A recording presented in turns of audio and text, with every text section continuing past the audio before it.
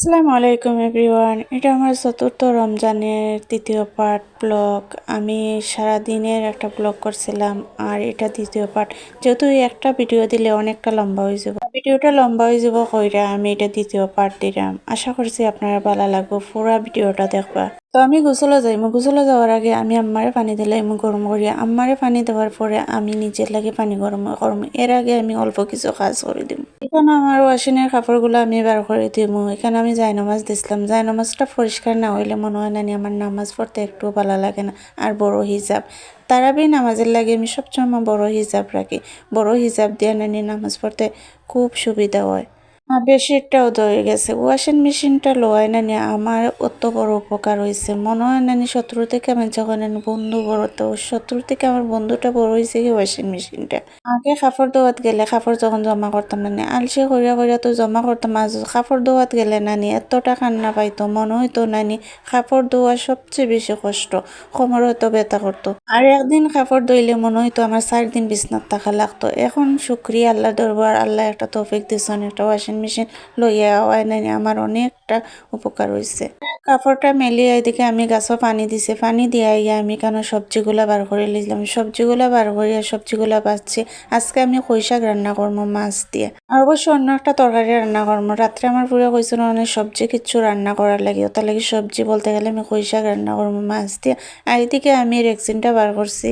রেক্সিনটা এনে আমি ফ্রিজের উপরে মাপ লইলাম, কারণ ফ্রিজটা নানি উপর দেখতে অত দুল পরে, আর দুল পরে নানি ফ্রিজটা দেখতে খুব বাজে লাগে।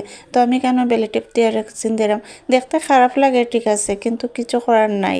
কাপড় দিলে কিতা হয় জানো না, কাপড় যখন আমি ফ্রিজটা খুলি তখন কাপড়টা দূর থেকে সাইডে দিয়ে পড়ে যায়, তো বারবার তোলা লাগে। এরপরে আমি দিলাইলাম আমার কিচেন ওয়ার্ডরোব সব কিছুতে রেক্সিন। আর ওয়ার্ডরোব দেওয়ার পরে নানি এই রেক্সিনটা নানি একদম মোলায়ন, খুব বালা। এরপরে যতটুকু রইল দিলাইলাম আমার ফুরির ওয়ার্ডরোব। দুইটা ওয়ার্ডরোব মোটামুটি হয়ে গেছে, এখন আর আমার ধুল ফুললেও মানে মুছতে পারবো। সব কাজ করিয়ে আমি গেছিলাম কি গুছল শেষে নামাজটা পড়িয়ে এই মাত্র আইলাম। নামাজটা পড়িয়ে এখন আমি আলুগুলা চলাইলাম। আলুগুলা আমি যখন কাজ করছি তখন কিন্তু সিদ্ধ দিয়ে রাখি দিয়েছিলাম কিছু না, আলু ডিম একসাথে সিদ্ধ করে লিছি। আর এগুলা দিয়ে আমি আলুর চপ বানাইমু। আমার ফ্রিজও আলুর চপ এবং সরি আমি ডিম চপ বানাইমু। আলুর চপ আছে ফ্রিজও এবং চিকেন চপও আছে। এটা দিয়ে ডিম চপ বানাইলে আর পোলাও বানাইলে সানা পেঁয়াজে করে দিব। এইগুলা রাখিয়ে আমি একটু গেছিলাম গিয়ে আমরার বাইরে, এত ঝগড়া লাগছে না 3 তলায় আর 2 তলায়। আমি প্রথমে ভাবছি 2 তলাত মনে হয় ঝগড়া লাগছে তার হাজবেন্ড আর ওয়াইফে। পরে দেখি নানি না 3 তলায় আর 2 তলায় রাখছেন। আসলে মানুষ হয় নানি খাইয়া যদি কাজ না থাকে নানি তখন মানুষের ঝগড়া পাতে। একজনের সাথে আরেকজনে গিয়ে এরকমই ঝগড়া পাতে, এক ঘরের বেটে আর ঘরে গেলেই ঝগড়া। তো তারাও এরকম লাগছে। তো তারা ঝগড়া দেখতে দেখতে অনেকটা সময় গেছে গিয়ে, এখন আমার আলু ঠান্ডা হয়ে গেছে। তো আলু ঠান্ডা হয়ে গেছে, আলু ম্যাশ করতে কিন্তু খুব কষ্ট হয়। আলু কিন্তু গরম গরম খুব সুন্দর ম্যাশ করা যায়। এখন আমি চপগুলা বানাইলাম। আর ডিম কাটতে গিয়ে দেখুন পুরাটা কম, মানে ভিতর কাটা হয়েছে না, উপর দিকে 4 ভাগ হয়েছে ঠিক আছে, কিন্তু ভিতরের দিকে পুরাটা কম আস্তা রয়েছে। এখন আমি ভাঙ্গিয়ে নিয়ে দিলাম। আর আমি মূলত 4টা চপ করবো একটা ডিম দিয়ে। একটা ডিম দিয়ে 4টা চপ আমরা লাগে অনেক হয়ে যাব। এরপরে আমি ইস্তারের আগে রান্নাটা করে নিলাম। এখানেও আমি বয়ে দিলাম কলজা আর মাংস। আমরা সব সময় মানে কলজা আর মাংস একসাথে রান্না করি। শুধু শুধু কলজা রান্না করি, তারপরে কেউ খাইতে চাই না। কলজা করা খুব ছোট ছোট পিস করি, দেখতে পারলে আমি কিরকম পিস করছি, খুব ছোট ছোট।